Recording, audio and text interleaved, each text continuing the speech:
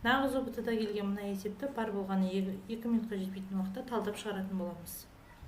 Бізге берілгені 5 килограмм алма 2,5 килограмм бананға тең болады. Теңдіктің екі жағында 2,5-ға бөліп жіберетін болсақ, бізде 2 килограмм алмамыз тең болады 1 килограмм бананға.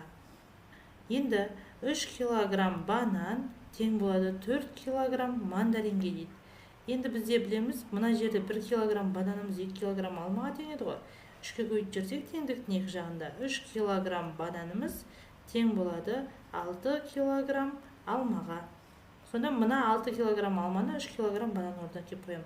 6 килограмм алма тең болады 4 килограмм мандаринге. Осы жерден 1 килограмм мандарин тең болады 6-ны 4-ке бөліп жүрем. Сонда 1,5 килограмм алмаға. Ең соңында 6 килограмм мандарин неше килограмм алмаға тең деп тұр. Біз бұны білеміз. 6-ны 1,5-ға көбейтсек 9 килограмм алмаға тең болады. Есептің жауабы А нұсқасы 9 килограмм алма деген жауап бар екен. Осы жауапты белгілейміз.